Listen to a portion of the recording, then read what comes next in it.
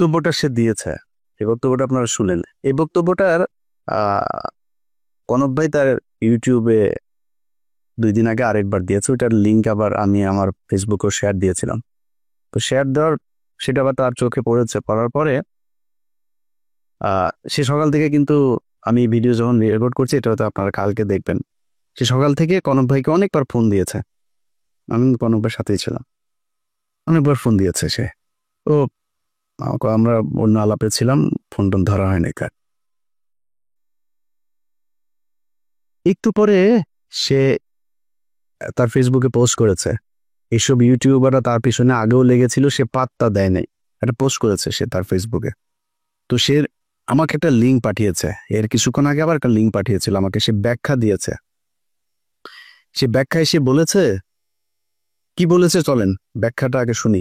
ওই যে শেখ হাসিনার ওইখানে গণভবনে গিয়ে যে বক্তব্য দিয়েছিল, সেটা ব্যাখ্যাতে তার জবাবটাতে আপনারা সন্তুষ্ট হন কিনা চলেন শোনা যাক। আমার কাছে ফোন আসলো তৎকালীন প্রধানমন্ত্রীর কার্যালয়ের থেকে, যে ডাকসুর সমস্ত প্যানেলকে তিনি চায়ের আমন্ত্রণ জানিয়েছে। যাওয়ার সিদ্ধান্ত নেওয়ার আগেই তখন আমার বাবাকে এই পটুয়াখালী থেকে ঢাকায় নিয়ে আসা হয়, এবং নিয়ে এসে তাকেও কিছুটা আসলে যে আতঙ্কিত করা হয়, আপনার ছেলে যদি না যায় আপনার ছেলেকে মেরে ফেলতে পারে। যে দেখেন, খালেদা জিয়ার মতো একজন বিশাল মাপের নেত্রী, তাকে জেলে নিয়েছে, বিএনপির নেতাকর্মীরা কি আন্দোলন করে তাকে বের করতে পেরেছে? সে যদি না যায়, এটার জন্য তার পরিণতি কিন্তু চরম আসলে খারাপ হতে পারে। তো এখন আমার মা নেই, তো আমার বাবা আসলে এক প্রকারে আমার বলা চলে যে খুব ক্ষমা চাওয়ার মতো, যে বাবা আমি তো তোদেরকে মানুষ করেছি, আমি তোদের কাছে কিছু চাই নাই, বলি নাই, তোরা বিশ্ববিদ্যালয়ে পড়স, আমি তোর একটা অনুরোধ করি যে যেহেতু প্রধানমন্ত্রীর পক্ষ থেকে দাওয়াত করা হয়েছে, গণভবনে যাও। উনি স্বাভাবিকভাবেই যে একজন মায়ের জাতি, তো ওনাকে তুমি সেভাবেই সম্মান করবা। আমার বাবাই আমাদেরকে তখন মায়ের আদর বাবার আদর দুটো দিয়ে বড় করেছে। তখন আসলে আমি খুব একটা দায়বদ্ধতার মধ্যে পড়ে যাই যে আমার বাবার কথা বা বাবার একটা আকুতি, বা আমি নিজে যে ক্যারেক্টারের বলা চলে, সেটা আমার বাবার অনুরোধের কারণে। এবার আপনারা বলেন, তার এই যেটা সে বলেছে এটাতে আপনারা সন্তুষ্ট কিনা? আপনারা নিজের কাছে জিজ্ঞেস করেন। দেখেন, তাকে নাকি তার বাবাকে চাপ দিয়ে তারপরে তাকে সেখানে যেতে বাধ্য করেছে। বাবাকে আপনার কি মনে হয় ভিপি নূর যা যা করেছে সেটা যদি সাজানো নাটক না হয়? আমার তো মনে হয় প্রতিটা ঘটনাতেই তার বাবা মাকে চাপ দিয়েছে। আরে ভাই, আমার বোনের হাজবেন্ডকে চাকরি থেকে বের করে দিয়েছে, আমার ভাইদেরকে একবার ওই জেলায় একবার ওই জেলায়, আমার ভাইরে কনস্টেবল আমার বাসার নিচে যায় দোতলা থেকে ডাক দেয়, এই নিচে নেমে আয় আমার ভাইরে। তো আমি ওইটার নাম টাম কোনো কিছু জানি না, ওই কনস্টেবল আর সাব ইন্সপেক্টর ওরা আমি খুঁজতেছি যে কারা কারা গিয়েছিল ওই দিন আমার ভাইরে, ওরা টুকারি করে কথা বলে তারপরে নিচে নামতে বসছিল। আমি তো জানি যে প্রশাসন কি করে। আপনার আব্বারে ওই দিন প্রেশার দিল, আপনার হাতে পায়ে ধরলো আইসা, আর আপনি তার পক্ষে। আপনার বলছিল যে বক্তব্যের শেষে জয় বাংলা বলবেন, জয় বাংলা বললেন কেন? না, আপনার এখানে অ্যাটেন্ড করতে বলেছে, আপনি ই করতেন। বক্তব্যের শেষে আবার বললেন আপনি ওনার একটু পায়ে শুয়ে সালাম করতে চান, এটাও আপনার বাপেরে বলছিল নাকি? বাদ দিলাম, এই দুইটাও বললাম যে ধরলাম যে তোর জয় বাংলা বলাইছে আর পায়ে ধরেও মাপছে, বলছে এটা দুইটা বলতেও না, তোর বাপেরে ডিম টিম দিব বিষয়টা বলছে। মানে আমি ওনার বাবার ডিসরেসপেক্ট করছি না, মানে ওনার কথা অনুযায়ী ওনার বাবাকে নিশ্চয়ই মারধর করবেন, সরি ওইভাবে বলার জন্য। তো ধরলাম এটা আপনার বাবাকে মানে রিমান্ডে নিবে, মারধর করবে এরকম বলেছে। আপনার বলছিল যে আপনার মায়ের মতো শেখ হাসিনা, দুইজন মানুষ, আপনি বড় হয়ে দেখেছেন আপনার মায়ের মতো শেখ হাসিনা, এরে ভিপি নূর। শেখ হাসিনা কারোর মায়ের মতো হইতে পারে না, এই পুরো দুনিয়ার মধ্যে ওই ওয়ান পিস।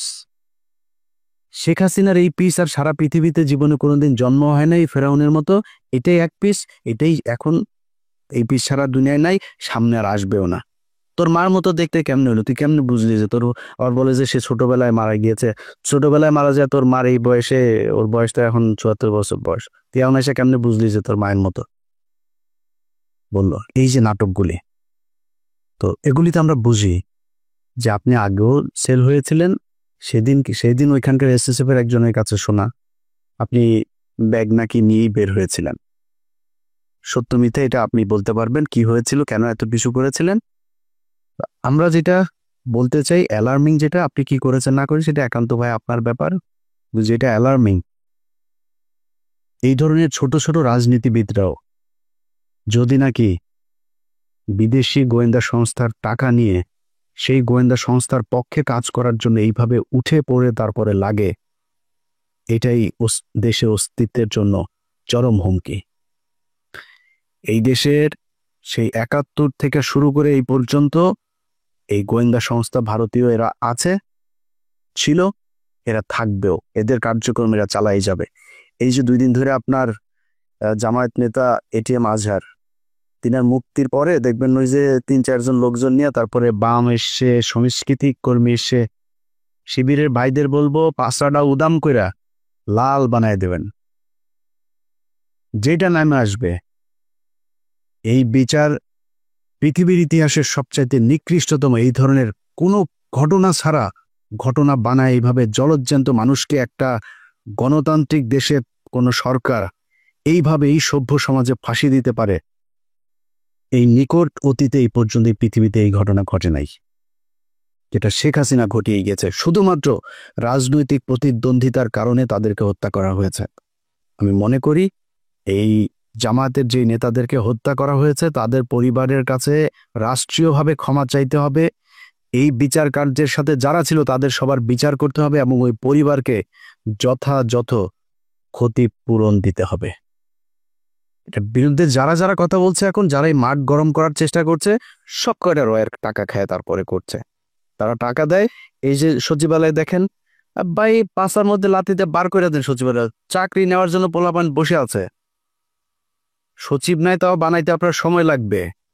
আরে ভাই, এই যেগুলি এখন আন্দোলন করছে আর এই আন্দোলন করছে তাদেরকেও যে আমি খুব বেশি দোষ দিব তা না, হঠাৎ করে এসে এই অধ্যাদেশ দেওয়ার কারণটা কি, এটা কেন দিলে, এটার পেছনে আমার মনে হয় দেখা উচিত। তো এই মাঠ যারা গরম করার চেষ্টা করে এখন কোনো কারণ টারণ ছাড়া, এদের ব্যাপারে আমি মনে করি এনসিপি, জামায়াত ইসলাম, ছাত্রদল সবারই মাঠে থাকা উচিত, খুব তীক্ষ্ণ নজর রাখা উচিত। যে বিষয়টা নিয়ে কথা বলেছি সেটা দিয়ে শেষ করি ভাই। আপনাদের টাকা পয়সার দরকার আছে আমি জানি, ভিপি নূর আপনি অনেক সম্মান পেয়েছেন এই দেশে, আমার মনে হয় ওইটা নিয়ে সন্তুষ্ট থাকলে অনেক বেশি ভালো হইতো। অনেক টাকার মালিক হইতে পারেন নাই, অনেক টাকার মালিক হওয়ার দরকারও নাই। আপনার এক সময় টাকা পয়সা ছিল না, আপনার টাকা পয়সা দিয়ে এই দেশের মানুষ চালায় নাই, তখন কিন্তু এই দেশের মানুষ আপনার বিকাশ নূর বলে নাই।